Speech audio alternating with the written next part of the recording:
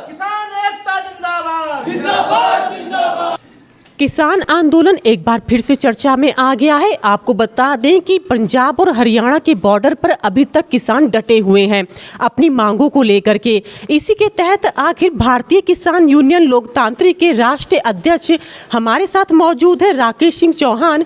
इनसे जानते हैं कि किसानों की मांग पर इनका क्या कहना है। कि इस समय आज से 2 साल पहले दिल्ली में जो किसानों का आंदोलन हुआ था उसमें जो प्रमुख मांगे थी, जैसे समर्थन मूल्य गारंटी कानून, किसानों का समस्त कर्जा माफ़ी, बिजली बिल 2022 को विधेयक को ख़त्म समाप्त करने के लिए इत्यादि मुद्दों पर जब आंदोलन हुआ था तो 11 महीने के बाद मोदी जी ने कहा था कि किसानों को समझने में, किसानों को समझाने में हमसे चूक हो गई है।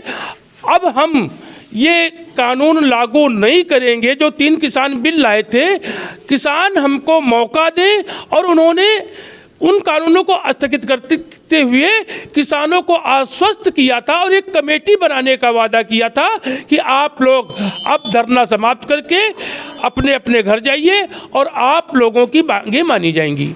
2 साल हो गए हैं, न कमेटी बनी। किसान कुछ नहीं मांग रहा है। किसान केवल मांग रहा है कि अगर सरकार किसानों के उत्पाद का समर्थन मूल्य घोषित करती है तो साथ साथ में उसका कानून बना दे जिससे समर्थन मूल्य से कम हमारा उत्पाद कहीं पर खरीदा न जा सके, न आड़ती खरीद सके, न व्यापारी खरीद सके। इसमें कौन सा गुनाह कर रहा है? और देश में आज अगर कहीं पर भी कोई भी सबसे ज़्यादा आत्महत्या करता है तो वो किसान और मजदूर है। क्या इनको सरकारें, आज तक जो भी सरकारें आई हैं, क्या किसानों और मजदूरों को आत्महत्या के लिए मरते हुए देखना पसंद करती हैं? अगर पसंद नहीं करती हैं तो किसानों का उत्पाद का जो समर्थन मूल्य है उसका गारंटी कानून बना दे, किसान का कर्जा माफ कर दे। इन्हीं मुद्दों को लेके पंजाब और हरियाणा के किसान दिल्ली की सड़कों पर पहुंच चुके हैं और आने वाले समय में पूरे देश के किसान, पूरे देश के किसान संगठन दिल्ली में डेरा डालने का काम करेंगे और सरकार को अपनी मांगे मानने के लिए मजबूर करेंगे। सर, आपके जो अंडर में लगभग 1 लाख से ज़्यादा लोग हैं, क्या आप लोग भी वहाँ जा रहे हैं या उत्तर प्रदेश की सड़कों पर उतरेंगे?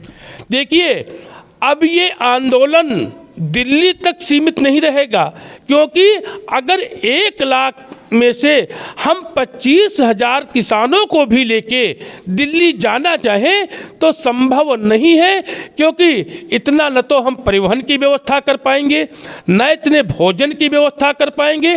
और अगर हम लखनऊ में आंदोलन करेंगे तो किसान अपने अपने घरों से 1-1, 2-2 किलो आटा भी लेके आ जाएगा, चावल भी लेके आ जाएगा, मोटरसाइकिल और साइकिल से भी पहुंच जाएगा आंदोलन में। तो कुछ किसान हमारे दिल्ली भी जाएंगे और उसी के समकक्ष लखनऊ में भी आंदोलन चलाने का काम किया जाएगा। सर, लखनऊ में किस जगह पे आंदोलन करेंगे? क्योंकि अब तो जो आंदोलन का स्तर है वो तो चेंज हो गया, इको गार्डन कर दिया है। देखिए, इको गार्डन धरना स्थल है। किसानों के लिए धरना स्थल जरूरी नहीं है।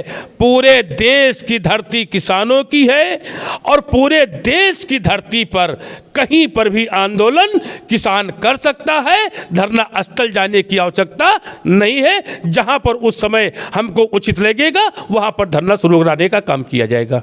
लखनऊ से अंजलि सिंह राजपूत की रिपोर्ट, लोकल 18।